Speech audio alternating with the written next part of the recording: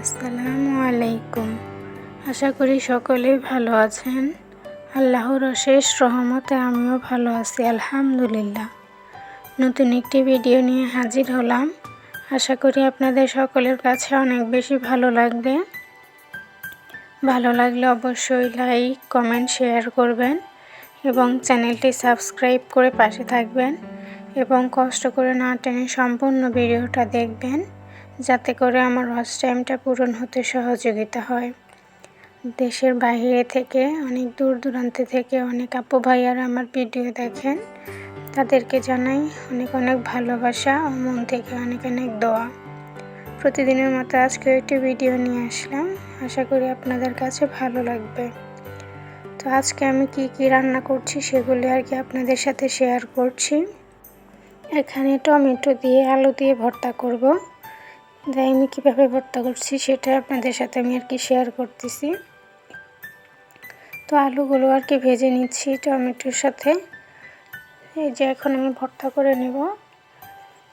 আর আমি মরিচটা এখন ডলে নিচ্ছি, সব কিছু দেখতে পাচ্ছেন। আর আমার শরীরটা অনেক বেশি খারাপ, আমি আসলে কথাও বলতে পারতেছি না। আমার কণ্ঠটা শুনে একটু বুঝবেন প্রতিদিনের বয়স কেমন আর আজকের বয়সটা কেমন। খুবই খারাপ অবস্থা। তো সবাই আমার জন্য দোয়া করবেন যেন ভালো থাকি, আল্লাহ যেন ভালো রাখে আমাকে। তো এই তো সাথে ডাউল রান্না করে নিচ্ছি।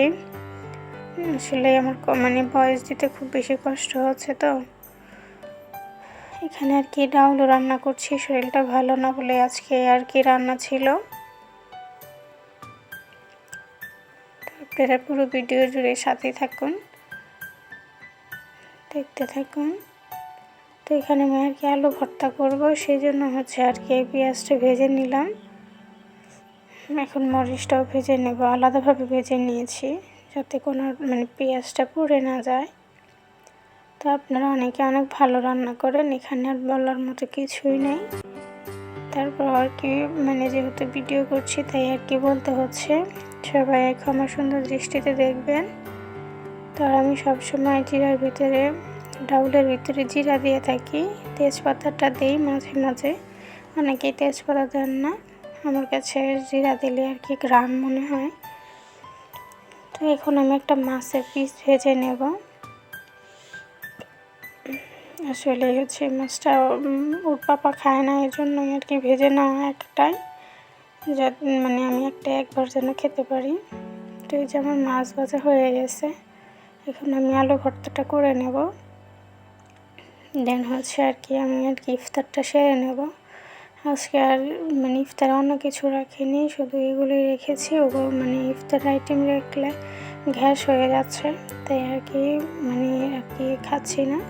তো ভাত খাচ্ছি। তো আলহামদুলিল্লাহ ভাত খাওয়ার পর শরীরটা ভালো আছে, বাট অন্য দিক থেকে শরীরটা একটু খারাপ। তো আমার ভিডিওটি কেমন লেগেছে সবাই কিন্তু অবশ্যই কমেন্ট করে জানাবেন।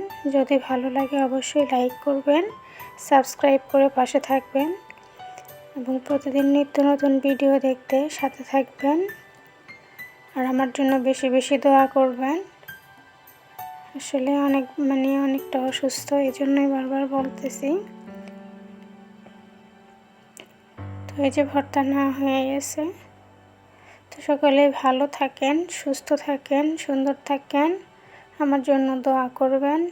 আল্লাহ হাফেজ।